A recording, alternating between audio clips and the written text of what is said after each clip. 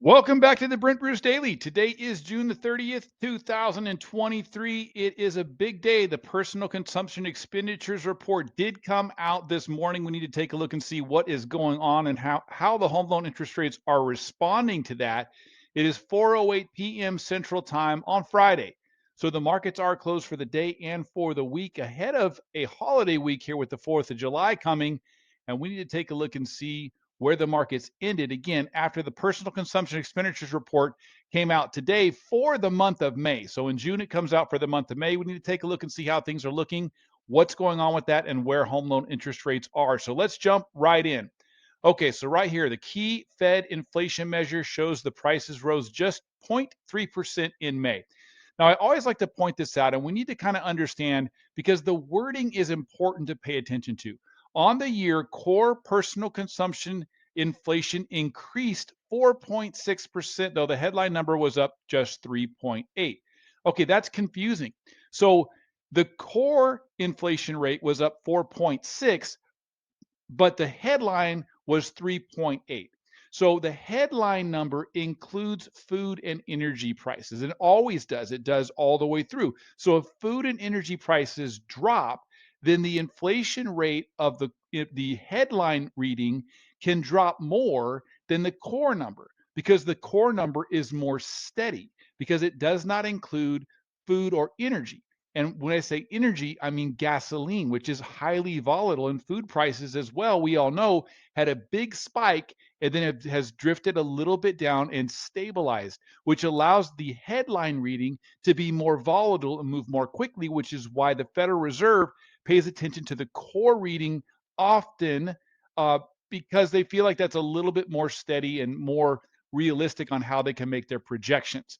So once again, we see that the headline reading was at 3.8, but the core reading was at 4.6. Now, is that good? Let's take a look and see what's going on with a couple of our charts here. So if we take a look at, again, the PCE reading here, if you go into the Bureau of Economic Analysis, type PCE into your browser, you're going to pull up a report like this. And this shows some history here. Jan, Feb, March, April, and May. This is now the report that we got today. We got this June 30th, but it covers the month of May. A little bit further down here, it gives you a little bit of detail here, but this is what we're looking at. The personal consumption expenditures headline reading, what they call the all-in reading, came in at zero point 0.1. That means the prices of goods, the prices of the basket of goods that makes up the personal consumption expenditures index increased by 0.1%. So if, food is in there, if oranges and apples and grapes and coffee and all those things are in there, in general, the cost of all the items that are in this basket, and this includes, like I say, food, energy, electricity, everything that someone would spend in their everyday life rolls into the personal consumption expenditures index. All of those things from the month of April to May, they're saying increased by 0.1%, 0.1%. So again, when you're reading the reports, it says, hey, prices went up, they increased, jumped. They use words like that. It jumped 0.1%. Well, yes, that means that it is more expensive than it was the month before. But what we want to know is is the increase amount less than the increase amount of the previous months? So if prices were going up by zero point 0.3 and now they're going up by zero point 0.1, then that means that on the roller coaster of inflation, it's not like this, it's more like this. And that tends to mean that it is going to go like this. And that is what we need to see and what we need to believe before the bond markets will pay attention to the decrease in inflation and allow home loan interest rates to come down. That is how it works. So, is that happening? Let's take a look at the chart that we refer to every once in a while that we've been looking at really since about a year.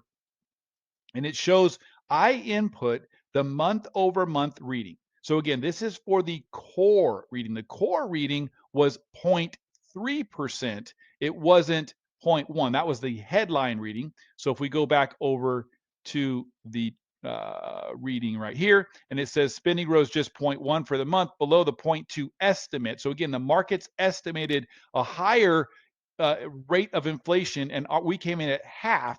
And then also, if you look a little bit further in here, and it talks about the core reading, it came in at 0.3 right here.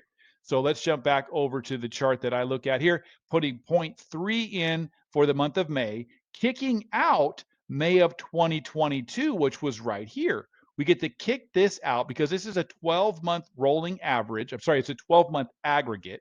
So we kick out May of 2022, which was 0.4. We add in May of 2023, which is 0.3. And that means that inflation is not going up as steep as it was. It's 25% less actually on a month over month basis. And if you look at the annual aggregates, which you see down here at the bottom, 4.6, 4.7, 4.6, 4.5, 4.7, 4.6. This is where the Fed is not happy with what they're seeing. And that's why they're talking about increasing the federal funds rate even further, because they're tired of seeing that 4.5% range. They want to see it really start to come down. So this is what you need to understand. We talk about that we want to know what's going on with interest rates and what to expect for the future on this channel. So let's take a look into the future. All right. So let's go back over here to my chart. What we want to know is, what are we going to be replacing? So now when we get in July, we're going to get the reading for the month of June of 2023, the month that we just finished. So what if we get a 0.3? What if we get another 0.3? What are we kicking out? We're kicking out June of 2022, which was a 0.6.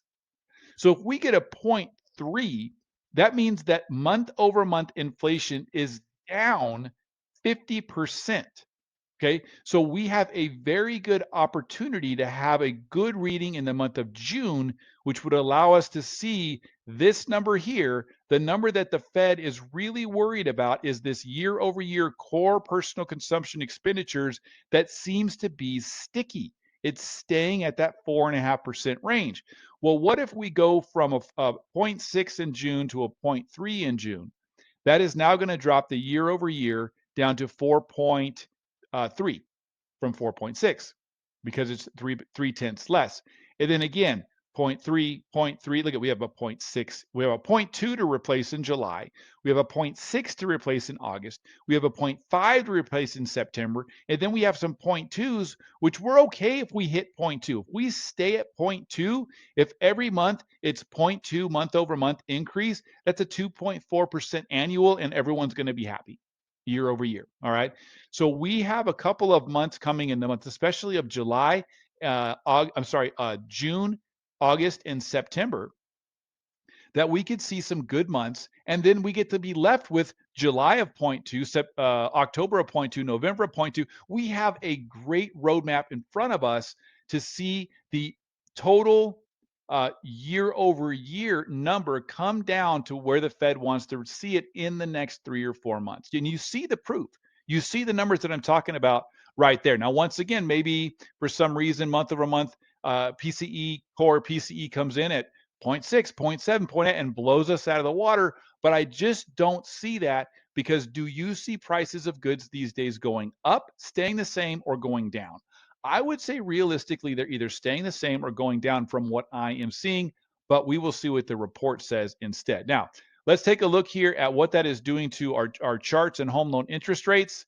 Going back over quickly here through the charts, we closed the day here up 6 basis points on our mortgage-backed security, 0 on the 10-year. I mean, obviously the 10-year market couldn't make a decision whether they were happy or sad, so they just left that at a 0.0, things that were left alone.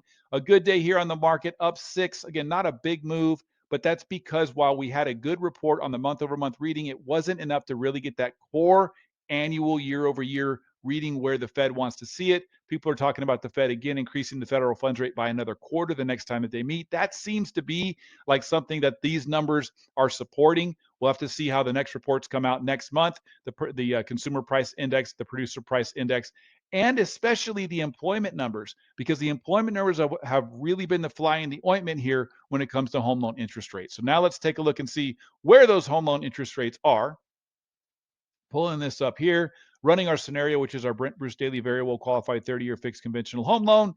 And we are sitting at 800 FICO scores, and we are right now at 7.125 with Flagstar Bank with a big credit here, $1,310. Let's open this up here, see what it takes to get back into the sixes. 0.2%, so less than a quarter of a point gets us to that 6.999 with this bank Flagstar. Let's take a look at a couple of others. The Lone Star is no longer leading the charge in pricing.